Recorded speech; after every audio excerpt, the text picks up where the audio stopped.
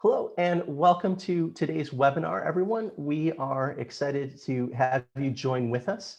My name is William Chia. I am part of the product team at GitLab, and we've assembled a great panel of folks here to talk about a very exciting topic, GitOps, the future of infrastructure automation. So before we launch into some great discussion and we introduce all of our wonderful panelists today, just want to say welcome to everyone and chat about a few of the features of our Zoom webcast today.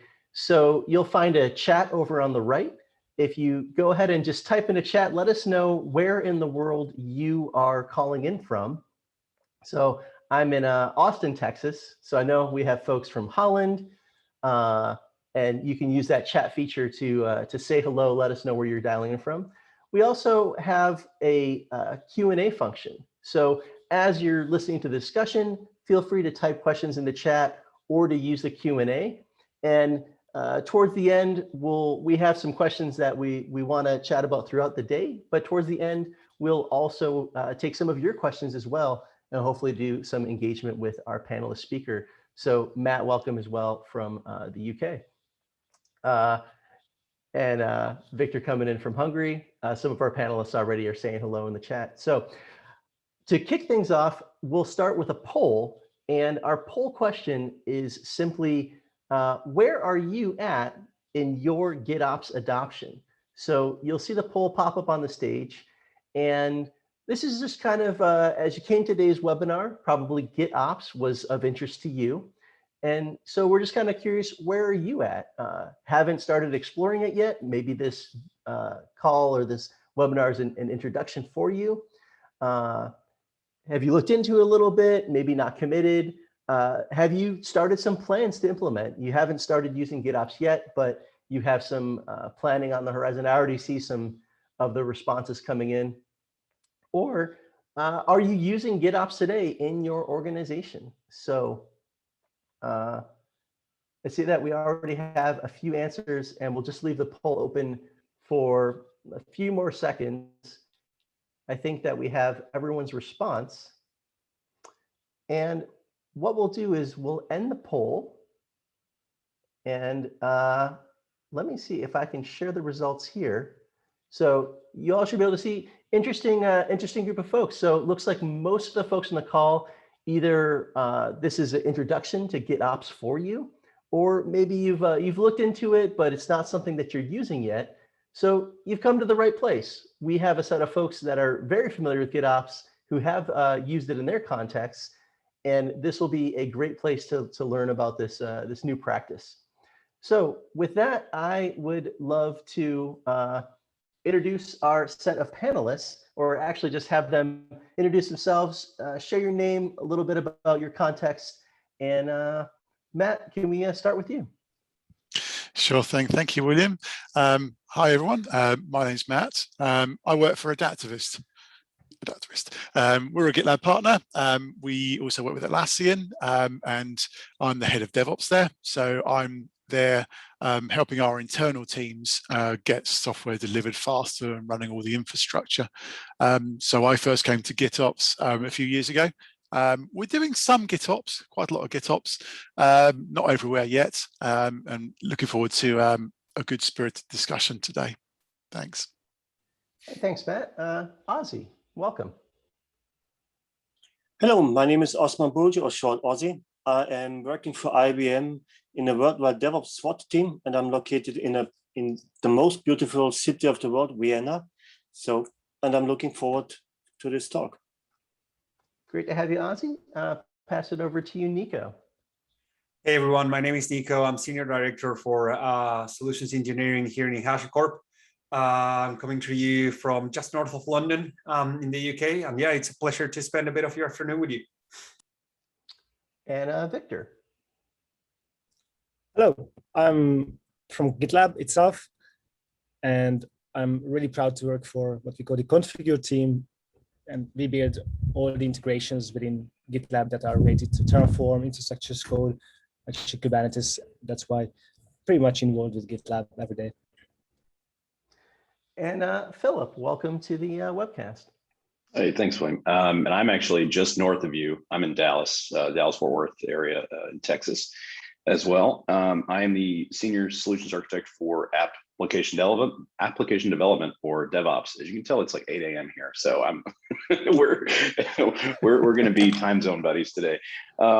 So app dev and DevOps or DevOps for global partners and alliances with Red Hat. And prior to that, I was a technical team lead for a project with the state of North Carolina.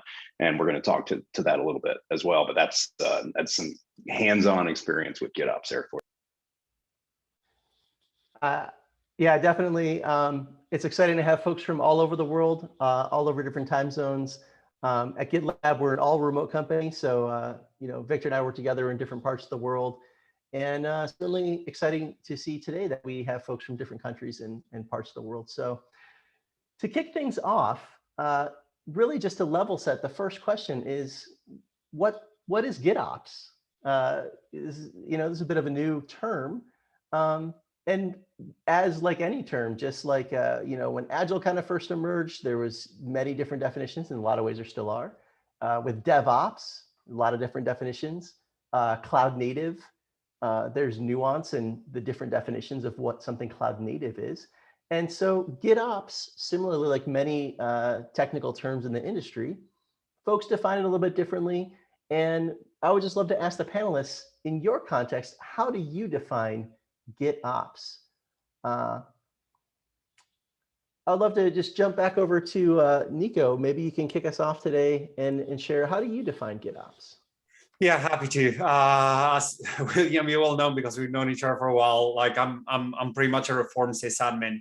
Like I did spend, most of my early career as a system administrator in many companies to, primarily operational tasks, go and put these servers in DHCP, go and add these DNS entries and so on.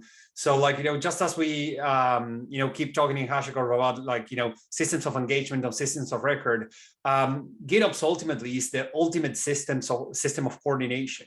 We look at the practices that we used to do over ages, practices that were well-defined, that are in every single ITIL book, around change management and incident management and change advisory reports and so on. And what GitOps enables us to do is to basically take those practices and bring them into an agile world. Is basically the ultimate method of control of change and the ultimate way to really add consistency when it comes to managing your infrastructure, among other things. So yeah, GitOps ultimately is the delivery on that promise to literally cut the red tape, introduce proper collaboration, but do it, I would argue, pretty much according to the book when it comes to agile practices. I like this definition. For those, I think probably for many folks on the call, in a sysadmin world, working with ITIL. And so for you, GitOps is about taking those compliance practices, but being able to do them in an agile way. I think that is pretty much that, yeah. I'll let our panelists jump in. How do you all define GitOps? Yeah, Matt. Yeah, so I'd add to everything Nico said and say that it's a roll up of all those best practices and combining that with proper automation and using automation to deliver the software. So if we look at it at its fundamental level, we're using Git to do operations.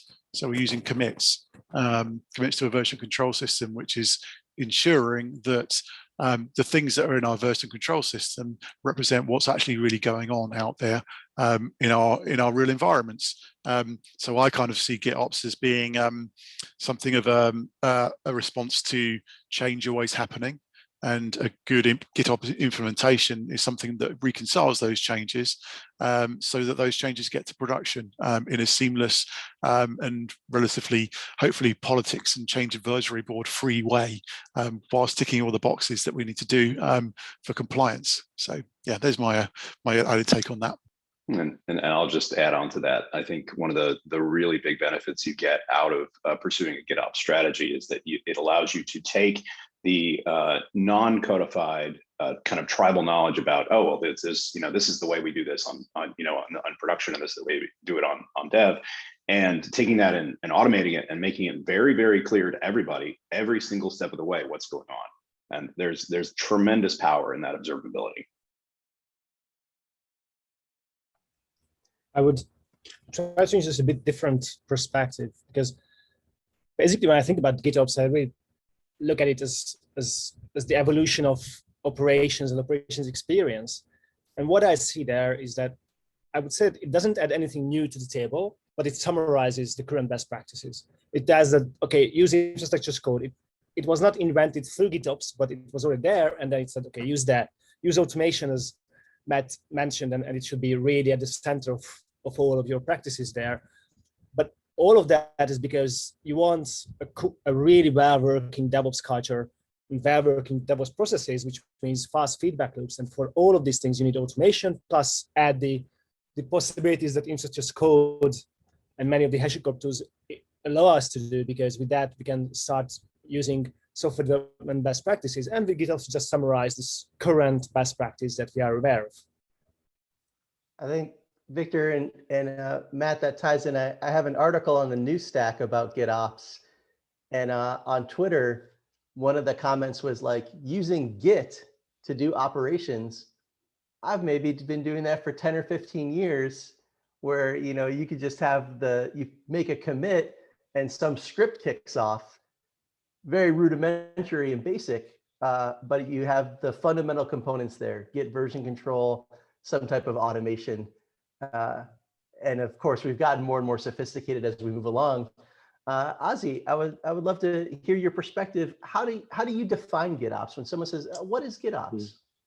Well, actually, I was thinking about, I'm working in this industry since 1990, so more than 32 years now, and I think all of us have seen a lot of things coming and going. And the major part what I really love is the single source of truth.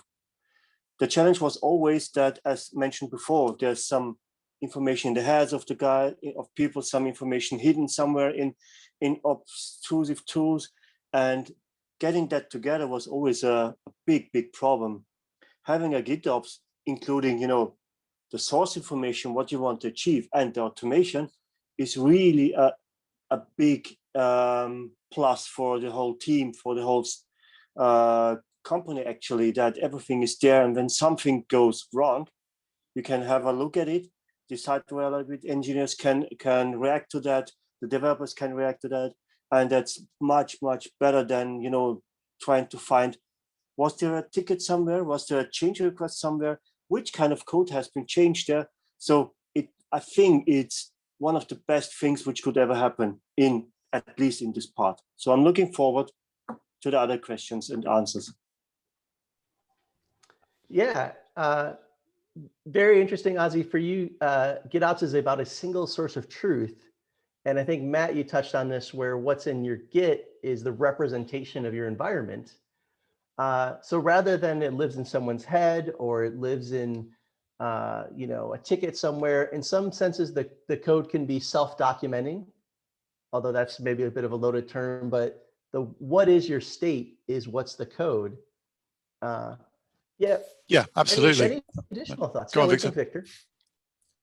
Yeah, I would add one more thing, because I would actually emphasize the fast feedback loop. That's really valuable, because in the end, you want feedback. That's why you want many things. And there's also said that the single source of truth is so important. I'm not sure we would agree on that, because I can imagine that others would put compliance, for example, before the fast feedback loop. I don't know, just this. Yeah, tell us a little bit more about that. What is the trade-off between those two? I don't necessarily see a trade-off, because with a well-organized GitOps process, you will get both, as we just discussed that. But I would rather say that the primary value is the fast feedback loop. Like, one thing I'm thinking a lot lately is that in product development itself, business metrics and product metrics are pretty common these days. So teams track it every day. I have I've been to many offices where you just see the given team's metric right in front of your eyes. And what we see with the SRE movement is that now they see the error budgets as well as one of the core metrics.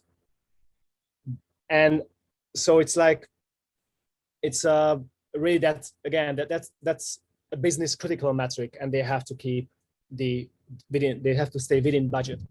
So that's why I think that's why the fast feedback loop is really the core of all this automation and GitOps and why I like it. But I'm open to other opinions, and please convince me. Well, I think this is on the software development side, on the app dev side.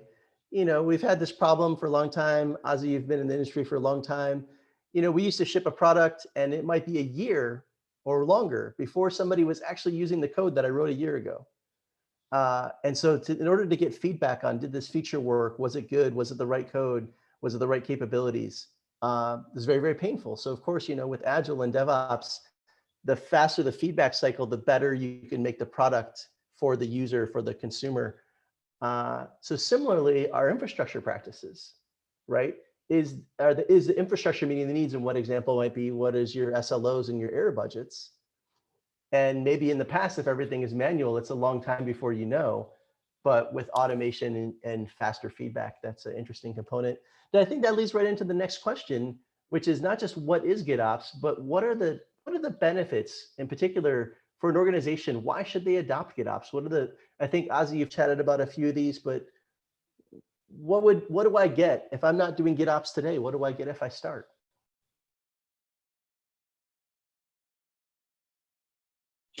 Well, actually, as we have seen in the poll before, that there is at least a few beginners in this area.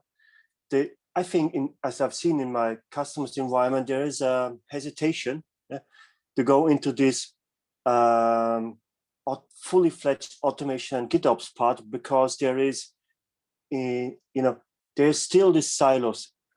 Although a lot of clients say we do DevOps, there's still these development departments and there's still these operation departments. And I've seen at one client a DevOps manager, who tries to build that to this, this culture and the changes, but it takes a long of time. So there's a hesitation to go there, but I think the main part is to show them the benefits, as Viktor mentioned before, the fast feedback.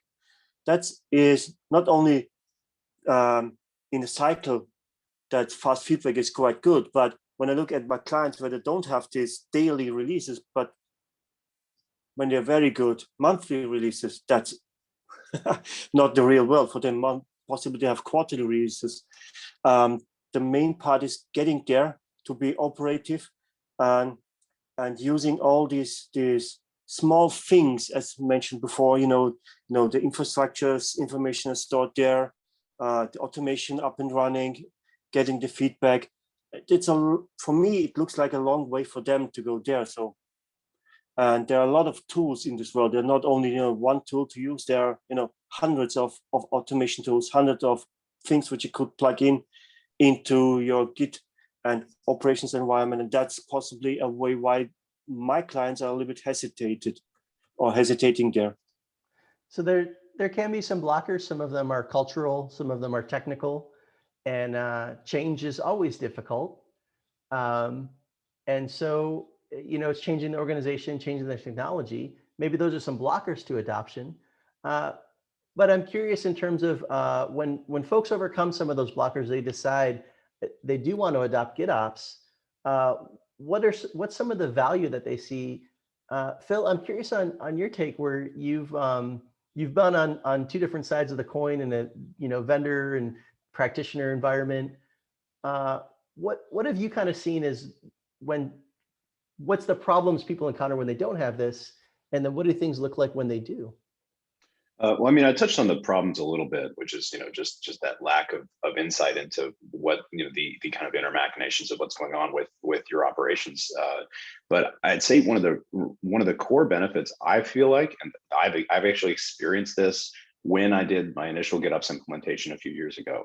One of the amazing things that we got out of it was we started to grow our team.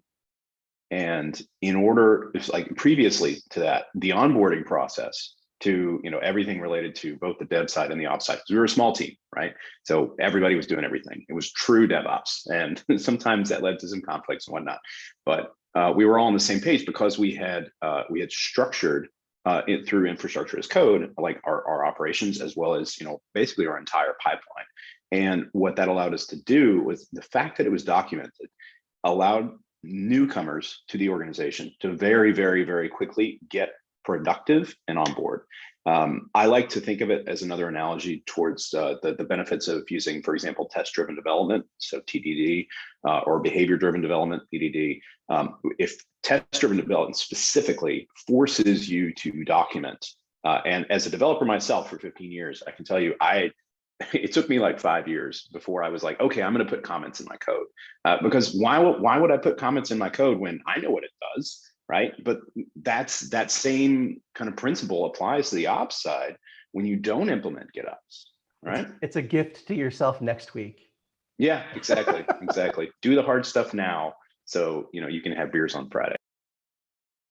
Well, this is honestly, I talk about this a lot, and I think there are many benefits. This is one I don't hear about often, but I do think is critical, which is this idea that in a world where you don't have GitOps, where you don't have a source of truth, you're not using code, maybe there's manual processes, and you don't have automation, where you don't have any of those components, onboarding new team members is very difficult, right? They have to come in, state lives in somebody's head. They have to learn those practices to get going and be productive for a new team member, especially sounded like you were maybe rapidly growing that team. What kind of size did it go from what's that to? 2 to 7, 2 people to 7 people. And I'd say that it's just what's that? Like triple plus your team. Yeah, yeah, exactly. Two people can manage things in a very different way than a team of 7.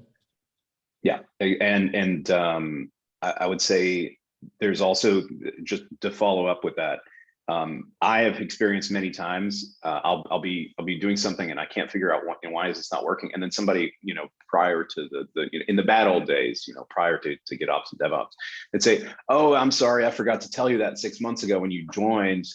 Yeah, we don't do it that way. We have to do it this way. And like, oh, okay, well that makes sense, but why isn't that written down? So in a non-GitOps world, there's a lot of just cultural or water cooler knowledge lives in somebody's head. You might not learn it for 6 months. Whereas the more that you have documented in code, the more that is your source of truth. Somebody can come in and pretty quickly understand what's going on. William, remember, we're in 2020, 2021. There is no more water cooler. This is not how teams interact anymore because we are all at home. So effectively, the times of going and spelunking into the ticketed system and asking, hey, were you the last one that touched that system? That doesn't exist anymore. Like it's this or basically complete inconsistency, right?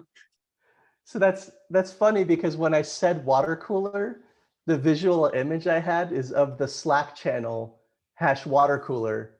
That's my model, because hey, we're all remote and we use chat.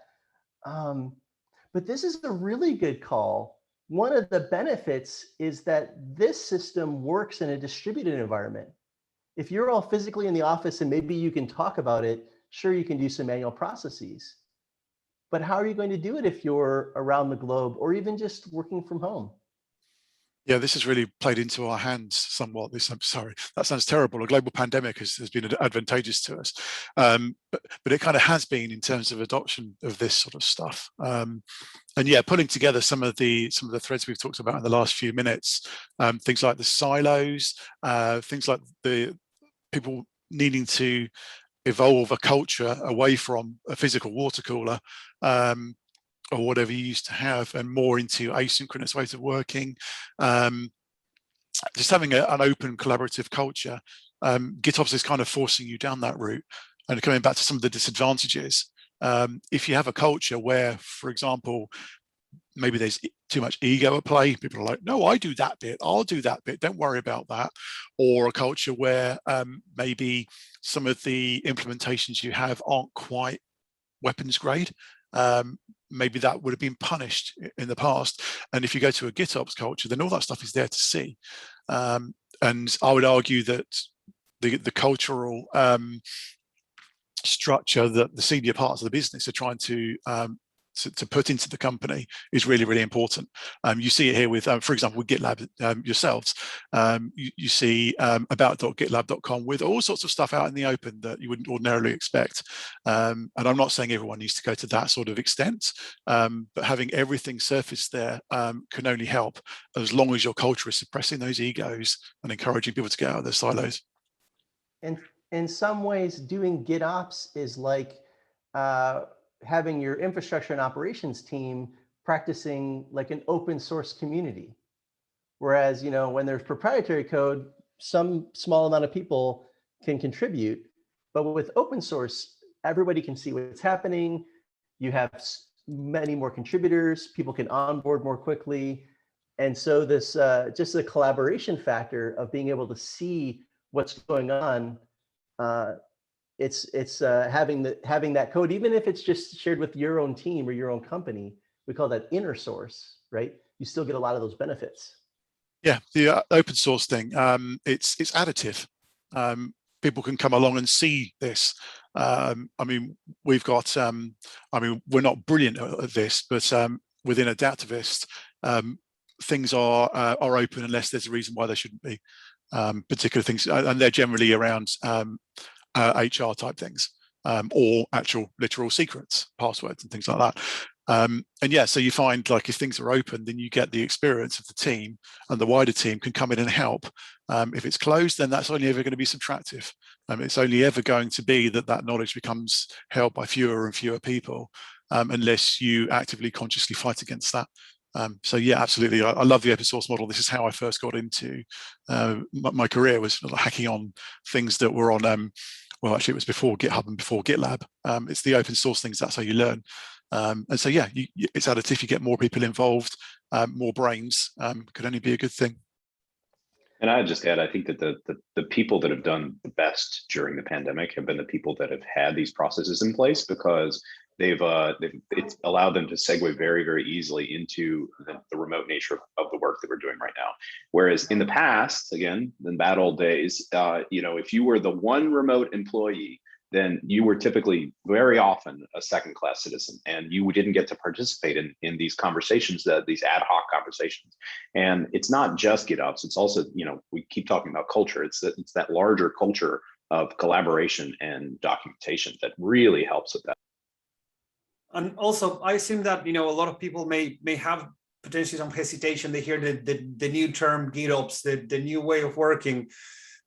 Folks, I can assure you all, before Git was a thing, you know, we were working in a high performance team purely in operations, and you know, we were using SVN because that was what was available at the time. You know, it might sound new and it might sound trendy, but for years it has been ultimately the solution in terms of coordinating how teams work. I mean, previous to that, I remember working in a very, very high performance team where you either had one or two roles. You were preparing changes or executing changes.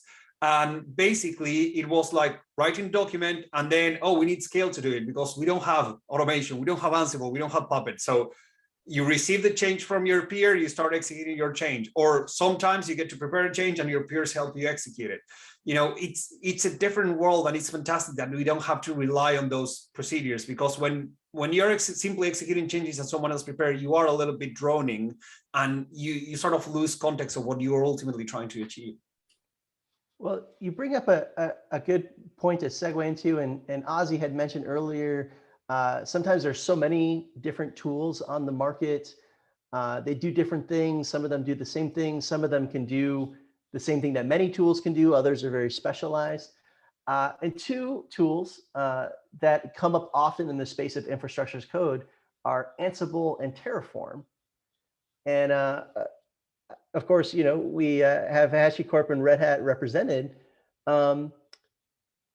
I'm just kind of curious, for folks that maybe haven't used these tools, why would I use one versus the other, or how might I use them together?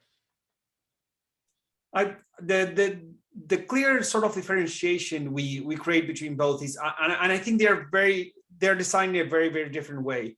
Where Terraform always looked at the world as a sort of modeling through APIs ultimately, and Ansible tends to be more go and access a host either via SSH or WinRM and do actual configuration, work with files, work with other types of resources.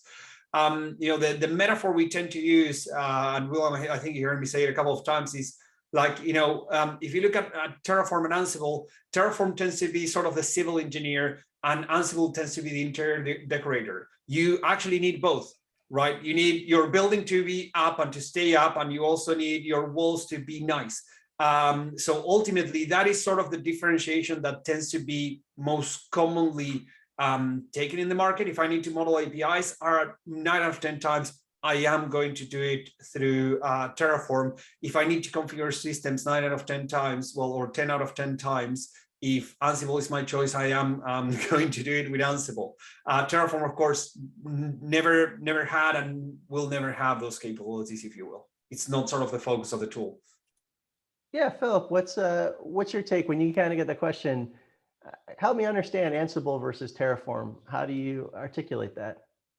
Well, I mean, there is a lot of overlap to Nico's point in terms of what each tool does, but I think that if you look at it from a kind of a foundational standpoint, from an infrastructure as code initiative, Terraform, to Nico's point, that's infrastructure provisioning, decommissioning, and then the Ansible side of things, that's more infrastructure configuration and patching. So I wonder if you couldn't say, and maybe I'm taking this analogy a bit too far, but you've got the builder of your building, and then the Ansible, and so that would be kind of Terraform, and the Ansible side of things is the people that are actually making your upgrades to let's say we have this change that we wanted to put into place, and the codes the building codes have changed, and so we have to get something updated there. You won't necessarily use your architects and the initial construction people to do that. You want other people to come in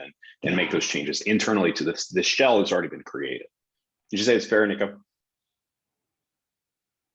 Absolutely. On me. I think we're 100% aligned on that. They just simply serve, well, they both serve different purpose. What you would have to take in mind is ultimately, if is that executing arm of GitOps, right? If GitLab provides you with the consistency in terms of change tracking, tools like Terraform or Ansible are the ones that are going to transform that code in something live and breathing, if you will. Yeah, and I mean, one of the real benefits you get is that it doesn't matter which tool you use to invoke which tool. Terraform can invoke Ansible, Ansible can invoke Terraform. There are different ways of melding it together, so you don't have to worry quite as much about am I building myself on the right, taking the right first step. Well, you are, just because you're using these tools. It doesn't really necessarily matter how because they work together so well. Well, in my opinion, is that the best thing is to use the tools.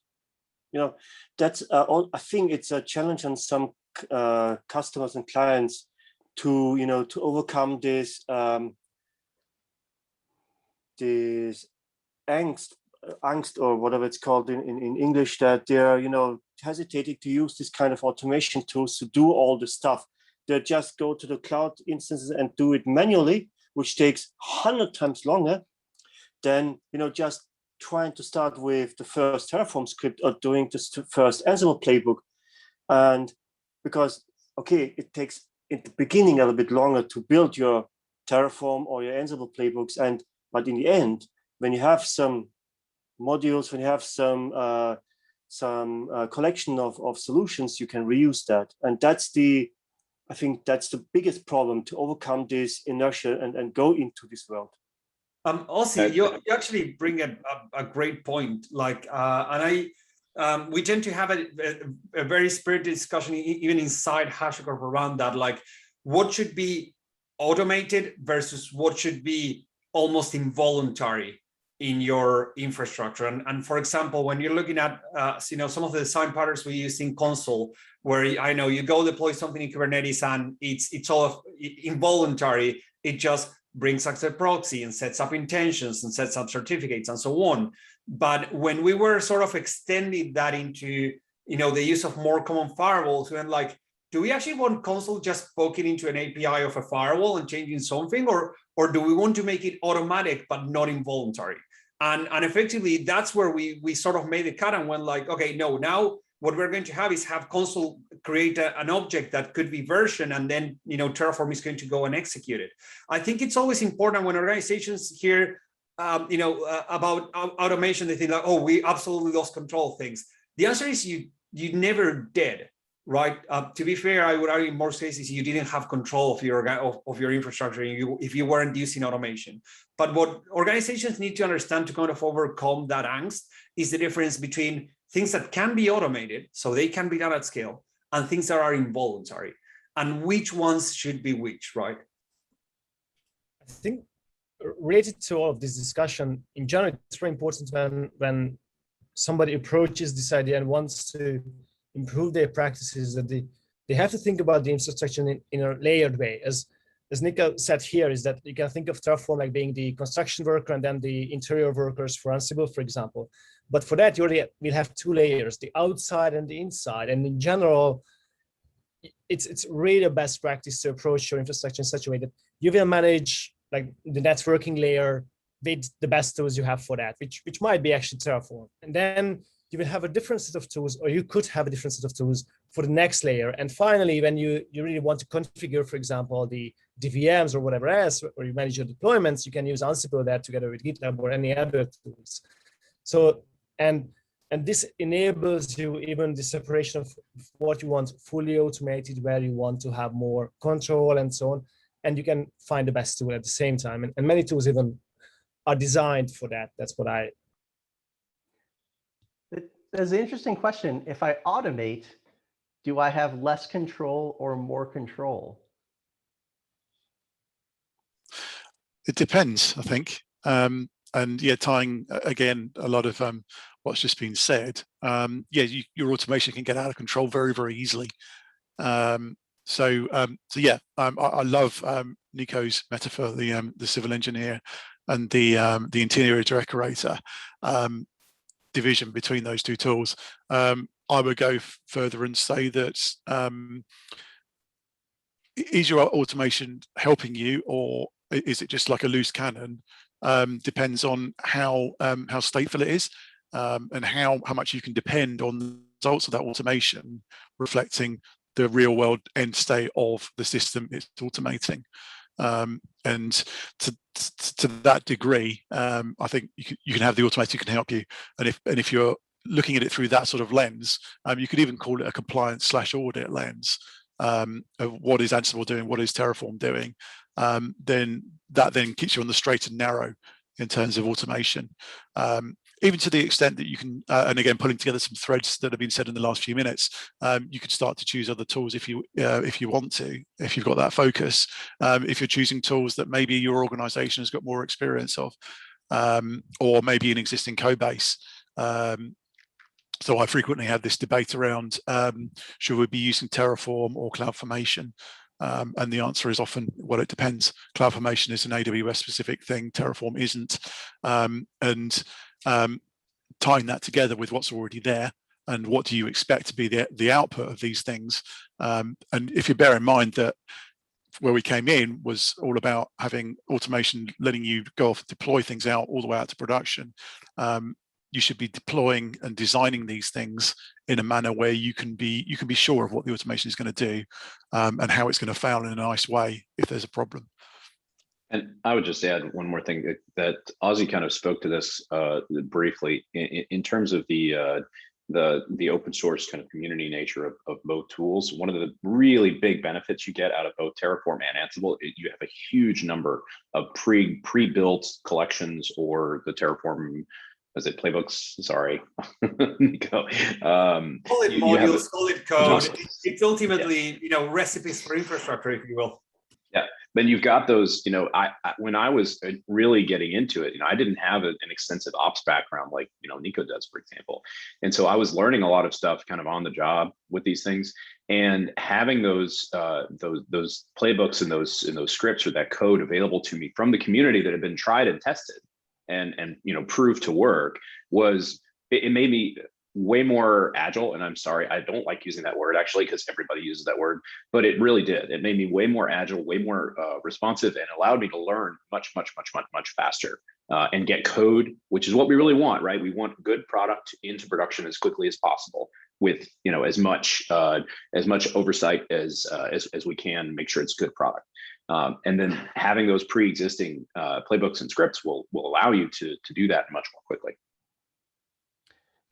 Well, and add on to that is, I think Matt mentioned that when you have this automation of building up your building and decorating it, the next part is also that this automation will also put the information into the register. When we go back to the home, to the buildings, that there is several flats there, that there are several rooms there, and there is the information that the electrical wiring is from this to that, and there's the the plumbing this and that, and which when you do it manually, most of the time you just forget half of it somewhere to put in or do a wrong value. So when you do it, when you build up this automation, and it will grow to be much more reliable than doing it manual, and that's a lot of things to do. But at the end, the revenue of that is huge when you can do that. And I also say there's a great benefit to again use the building analogy. You do all this work to build out, let's say I'm putting on my construction hat. You do all this work to build a frame of a building, or the scaffolding or whatnot. With the next time you go to make another building, you just drop it in, and there's your scaffolding already ready to go. You don't have to do that work again. And that is also another really great thing I think about this. This reminds me of a story. So Northwestern Mutual is a large bank in the United States. They're a GitLab customer. They use several of these tools. They're doing GitOps automation. And one of the benefits they talked about, I thought this was a really interesting story, where they had a problem in production. This can happen every day, right? But things are going down. You're in the firefight, and you just need to get that going up and going as fast as possible, servicing users quickly, right? But then the problem is, okay, now you fixed everything. How then do you go and do forensics and introspect what went wrong? Well, when the entire state of your infrastructure is defined in code, you can take your production environment and then deploy it into a lab.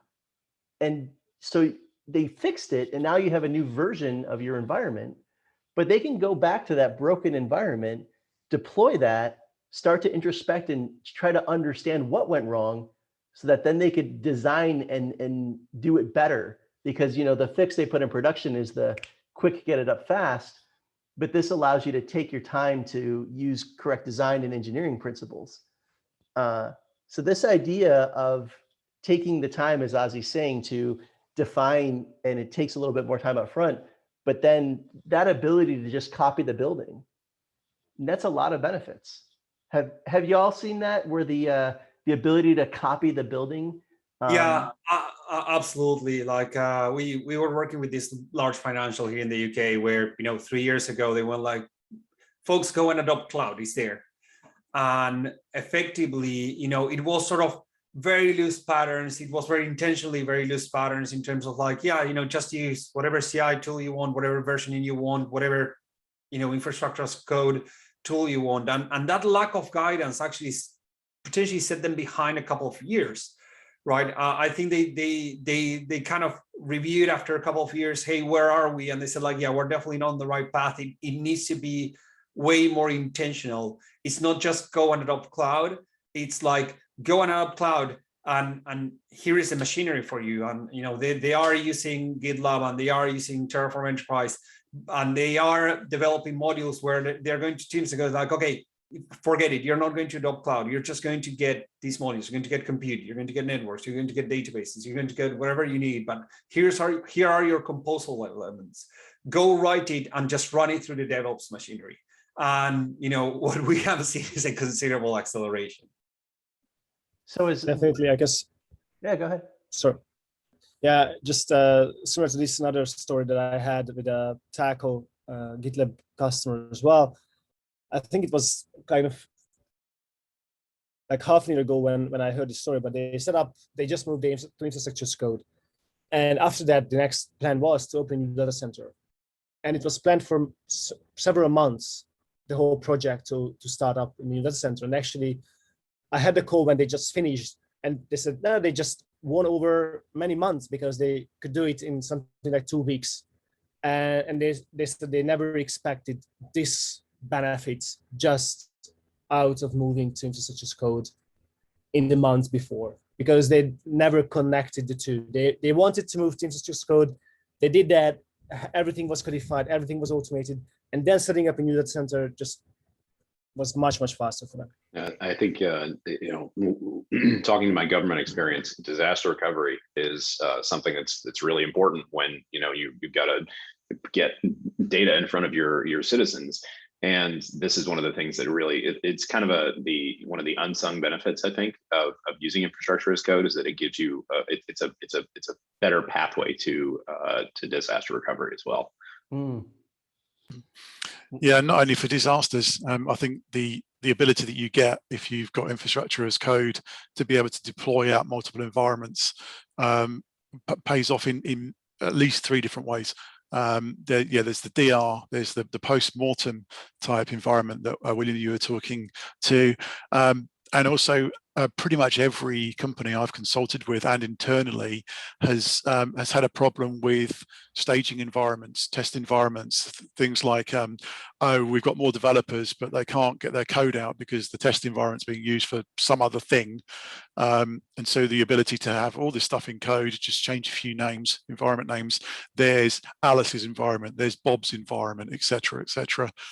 So yeah, at least 3 different ways where having all this in code lets you replicate environments and go off and do who knows what. Brilliant. And it really helps avoid that, oh, it works on my machine, which is, if you're a developer, you're intimately familiar with that problem.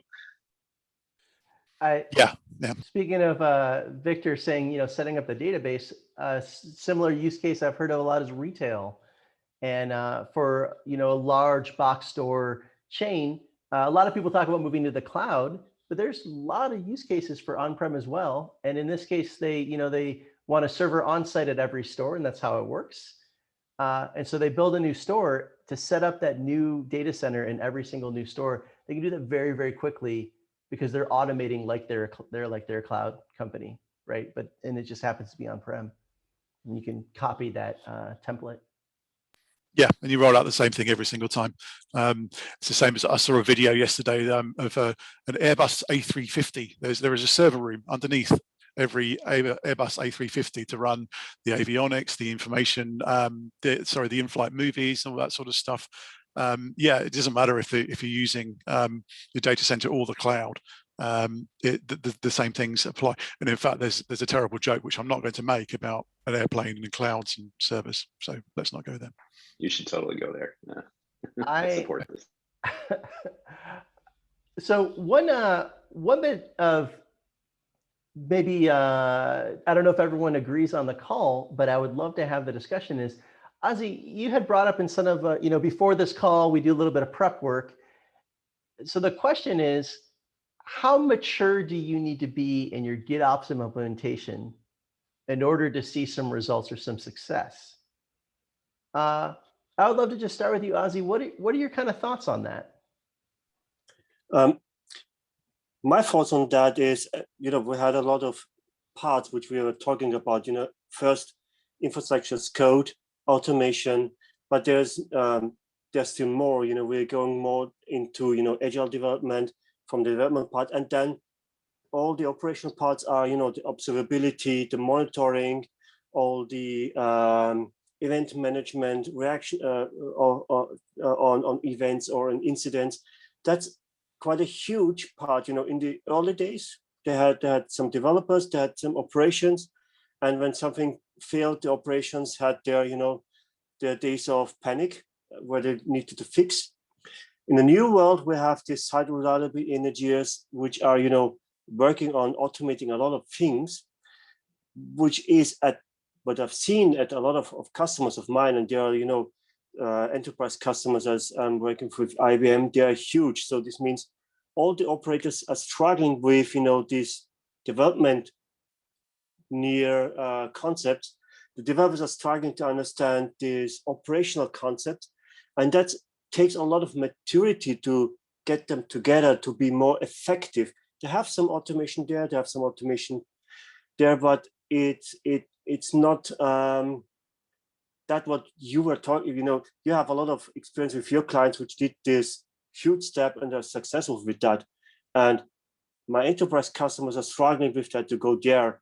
It's the first part is cultural changes are really, really, really hard to do. It takes possibly hundreds of years, but that's the point that from the technology, how they could change and be more effective with that, and what could be, the low-hanging fruits to show them and say, okay, do this small step, and then you will successful with there, and do this and this and that. And that's what I'm meaning with maturity, because sometimes they're not even ready to do this. So also, I don't know, like in my experience, what I have found, unfortunately, is quite a bit of ego getting in the way. Like I've seen, I've seen a lot of teams sort of create great machinery, right, almost on a center of excellence kind of way, and lots of teams going like, no, I'm not going to take that. I'm just going to build it on my own. And I'm going to build it on my own, and I'm going to build it on my own. And you end up having 15 versions or 15 permutations of the same machinery, because they weren't comfortable with the 90%, or there was really an ego point where they were like, no, it happens with pre-made code, like, modules of automation. It happens with the tooling they use. I've seen that a lot. I do agree that there is a certain maturity required, but like, if you look at, my team, because we're a small company, we have a considerable amount of stuff we need to run as part of our day-to-day job, right? And of course, it's not our day-to-day job to run it. So we have to be a little, something of a bit of a NoOps team, right? There are all these things that need to be done. Hey, yeah, we need to update this course. We need to update this demo. We need to go and test this. Oh, we released a new product, but no, it's no one's job to do it. And what we have realized is that using GitOps with sort of minimal guides and the initial tacit agreement that, look, this is how we all agree to work, you can actually get a lot done with very, very little investment. But, at some point, you sort of need to feel able to step out of your comfort zone and maybe agree that I wouldn't have built that pipeline in that way, but it works. So maybe I potentially add some iterative change, in terms of what I consider better. But most importantly, I start consuming it and start getting value out of it.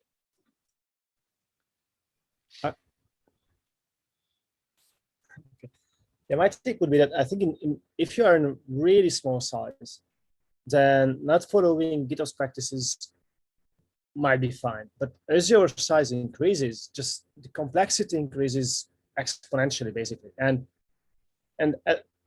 like a typical example I say with customers is that once they move to the cloud, it's just not possible any longer to maintain everything by hand. And in that case, so you want to move in that direction. And as I mentioned at the beginning, I consider GitOps as really as the current best practice of our evolution of ops experience. And of course, if you're at the very beginning, then you have to start somewhere in this evolution. But actually, what a benefit that I see, not benefit, it's there are many variants of how DevOps can be organized. And I really like the page devopstopologies.com that shows, I think, 9 types for DevOps team structures.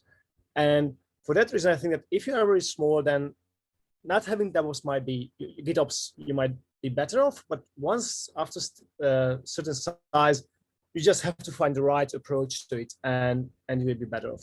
That's my guess. Well, we're coming towards the end of our time here. And I think we've chatted about, what GitOps is, definitely demonstrated the value and the benefits of getting there. And we can see that there are different stages of maturity along the process. It's a journey to get there. How do you get started? If you're in an organization, let's say you're in a large enterprise where you have a museum of infrastructure, right? And you have a lot of people that are used to doing a job a certain way, but it's not gonna work for you going forward. You're encountering all kinds of problems, and your business is not going to work unless there is change. How have you seen folks get started? How can you start down this path? Start small. I think, especially in a large organization, there's a lot of hearts and minds to win over to doing this, to using this sort of approach.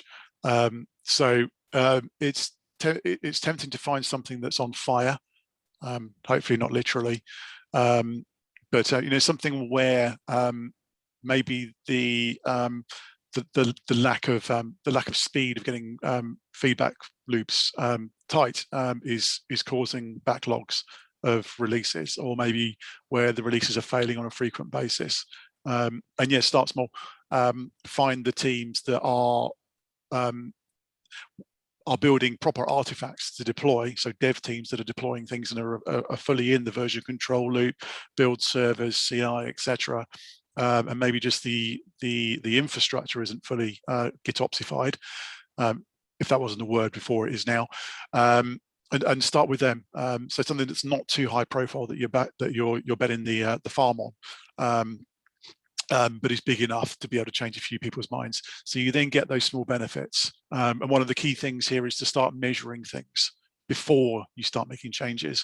So looking at things that we see, for example, in the DORA State of DevOps reports, things like the latency between releases or software being built and it getting released, the mean time to recovery when you have outages, those sort of things. Start measuring them, show improvements, go out and tell everyone about how much better this one small thing is, and you slowly start to change the culture. You start to change people's minds. They start getting behind you. The whole additive thing around GitOps becomes the open source type model becomes a factor, and before you know it, you've got a snowball. I would agree with Matt here, particularly on the point of, like, let's be honest, if it's a large org, you're not going to be doing greenfield. So, don't before you start building anything, leave your head and see what your peers are doing, see what other parts of the organization are doing, and rather try to piggyback on their efforts, because someone at some point in any kind of organization in the planet has already started this.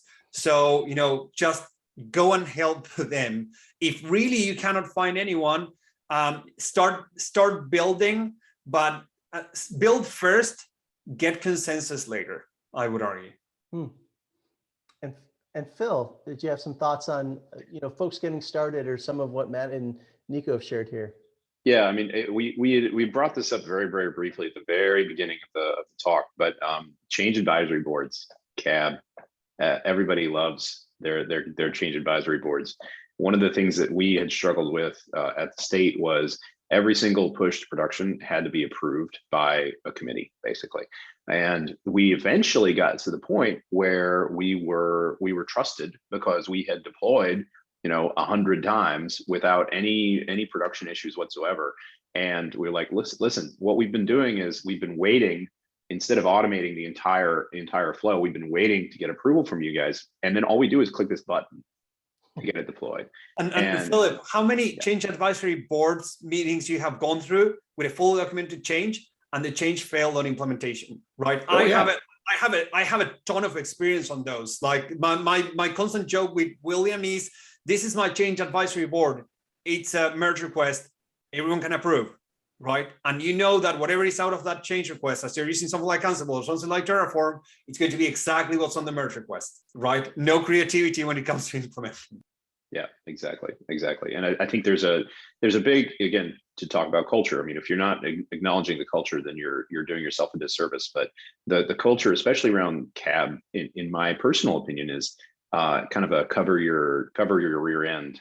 Like, well, we have this process documented, and well, it failed, but we all approved it, so it's not our fault; it's somebody else's fault.